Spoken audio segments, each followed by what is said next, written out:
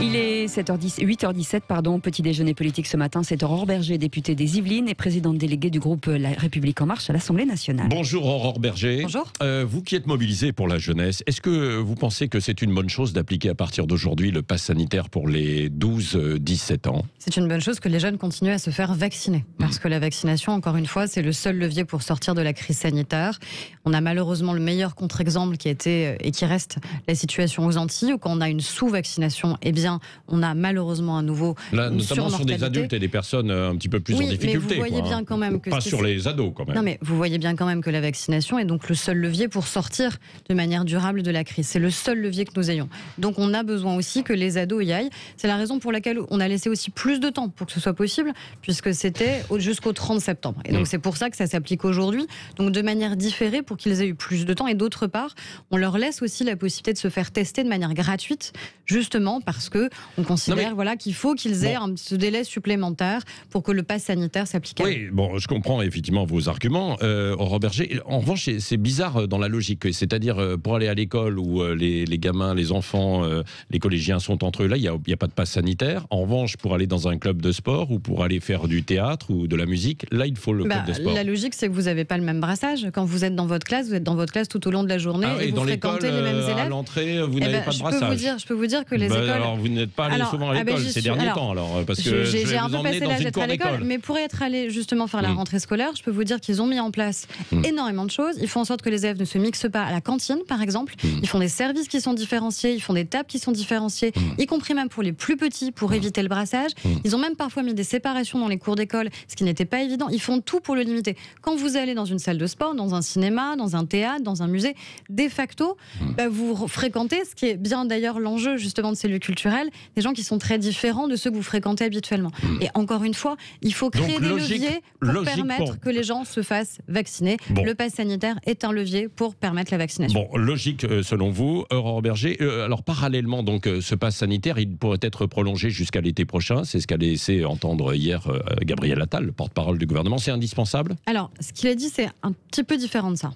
On va avoir un projet de loi qui sera présenté mi-octobre, le 13 octobre. Non, mais j'ai synthétisé. Oui, mais pour que les gens aient bien en tête ce qu'on va faire, l'idée, c'est pas de prolonger ad vitam aeternam l'état d'urgence sanitaire ou de prolonger, pareil, le pass sanitaire. C'est de se dire, si jamais on a une nouvelle vague qui arrive, qu'on a un nouveau variant, qu'on a besoin qu'à un moment de réactiver le pass sanitaire, alors la loi nous le permettra. Ça veut dire qu'à un moment, oui, on peut se dire que si dans un mois, la situation est beaucoup plus favorable, alors ce pass, parce qu'on a certaines régions où justement on a un taux de contamination qui est beaucoup moins fort pour être supprimé, mais que dans le même temps, si jamais ça repartait à la hausse, si jamais on avait l'arrivée d'un variant, alors on ne s'interdit pas de pouvoir le réactiver. Donc c'est pas se dire en continu, le pass va forcément rester et faire partie de nos vies, c'est de se dire si on en a besoin, parce que c'est un levier encore une fois pour sécuriser encore une fois les Français, alors on pourra le réactiver. Bon, vous êtes député, est-ce que le Parlement aura son mot à dire ?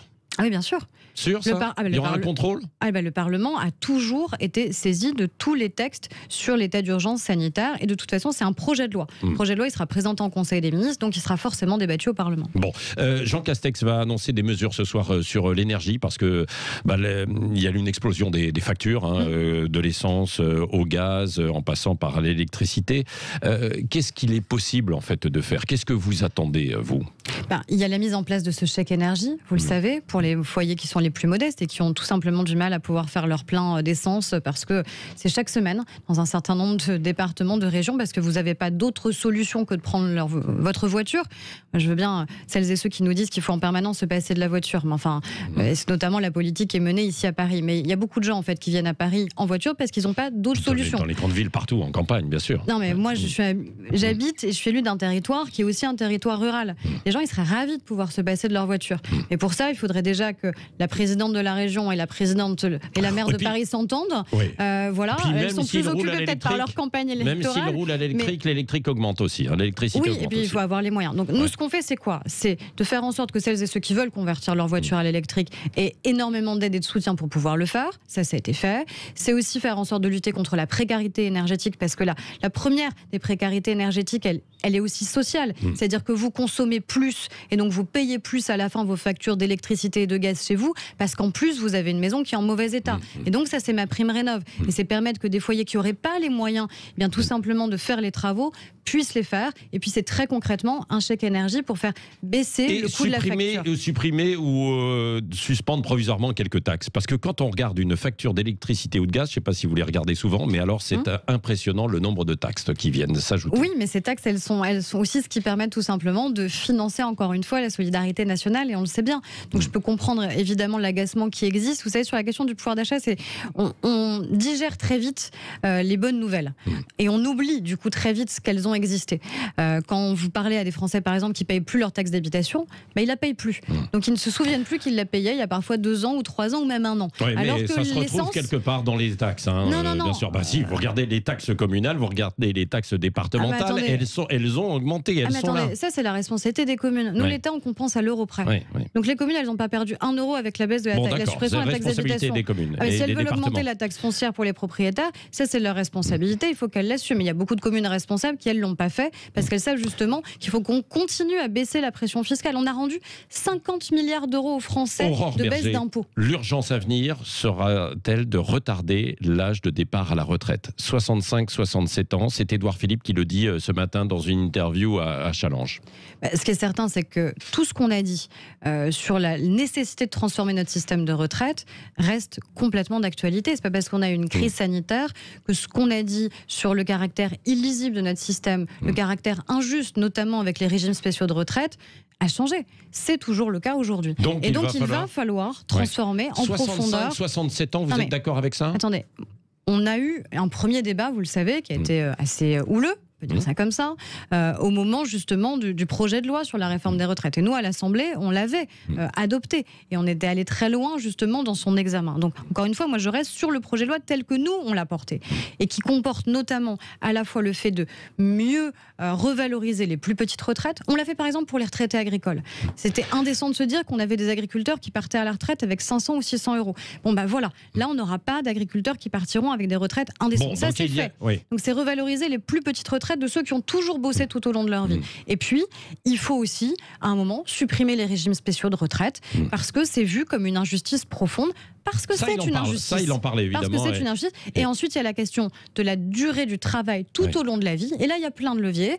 C'est soit la durée hebdomadaire du travail, c'est soit la durée tout au long de l'année, c'est soit la durée tout au long de la vie, pour faire en sorte que les Français rattrapent aussi, finalement, leurs voisins européens sur le fait qu'on en tout cas, doit pouvoir travailler plus. La couleur est affichée d'Édouard Philippe, 65-67 ans. En revanche, il prend ses distances avec Emmanuel Macron sur le revenu d'engagement pour les jeunes. Il dit c'est une mauvaise idée parce que ça ne va pas les inciter à venir vers le travail.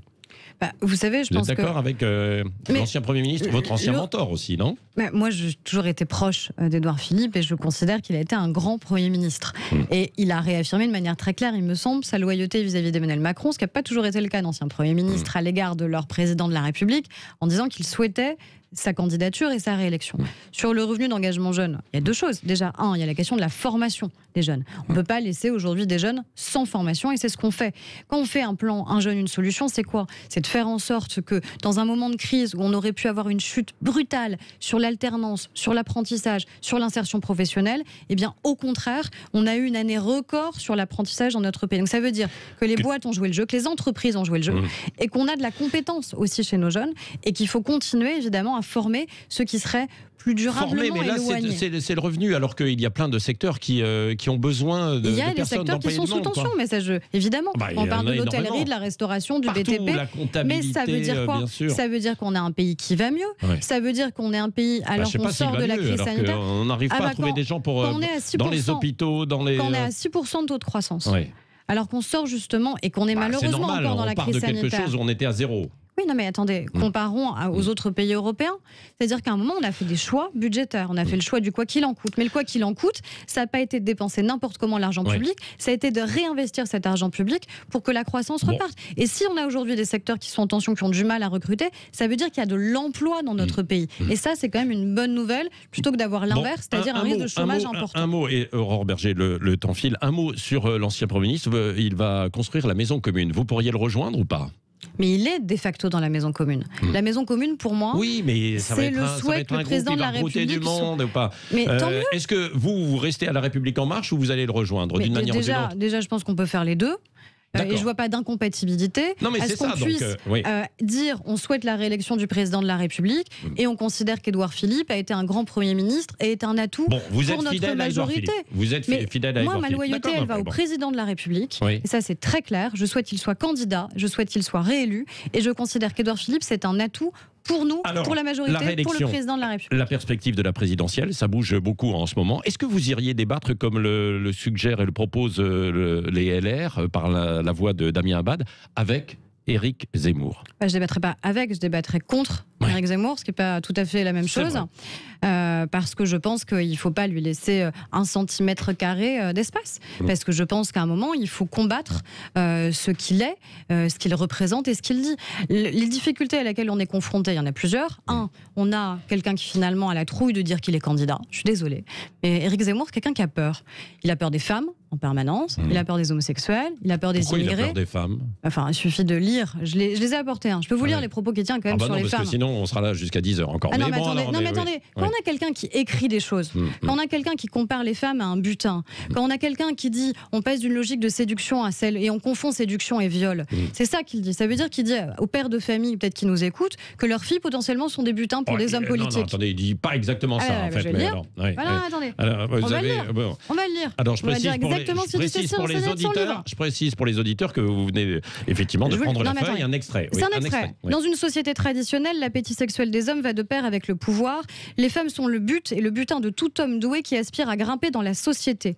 Et ensuite, il dit, quand il parle de DSK, c'est une castration de tous les hommes français. Le séducteur est devenu un violeur, le conquérant un coupable. L'homme à femme était loué pour sa force protectrice. Il est enfermé et vitupéré pour sa violence intempérante. Don Juan est mort. Je suis désolée, Don Juan n'est pas un violeur. Et c'est ce qu'il dit. C'est ce qu'il dit aujourd'hui sur les femmes. Mais vous pouvez lire tout le livre parce que moi, malheureusement, je l'ai lu. Et donc aujourd'hui, on a un homme. Je ne vais pas forcément le défendre, mais je l'ai lu. On a un homme qui fait quoi? Qui fait uniquement la promotion de son bouquin pour remplir un compte en banque. S'il veut faire de la politique, qu'il le dise, qu'il l'annonce, qu'il dise clairement qu'il est candidat. Mais aujourd'hui... le CSA, de fait, l'a mis comme candidat. C'est à lui de se déclarer.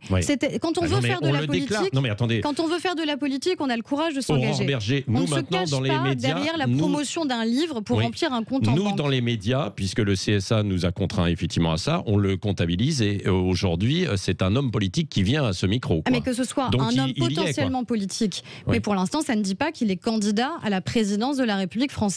Il joue volontairement de cette ambiguïté en permanence. Et on ne peut pas gagner sur tous les tableaux. On ne peut pas dire je suis le candidat anti-système après avoir baigné au cœur du système pendant 20 ans. Il en a vécu. On ne peut pas cracher sur l'audiovisuel public après avoir été journaliste et payé par les impôts des Français pendant des années. Sur France 2 notamment. Non. Ah bon, il n'a pas été sur France 2 pendant des années. C'est vrai, il était dans le privé par ailleurs. Et ensuite dans le privé. Donc si vous voulez, c'est cette espèce d'hypocrisie permanente qui est un homme, je pense, profondément, qui a peur de tout, qui a peur en l'occurrence des femmes, parce qu'à un moment il y a une obsession quand même à l'égard des femmes de la part d'Éric Zemmour, qui a peur des immigrés, qui a peur en fait de ce qu'est notre pays. Et est-ce qu'il a peur d'Emmanuel Macron?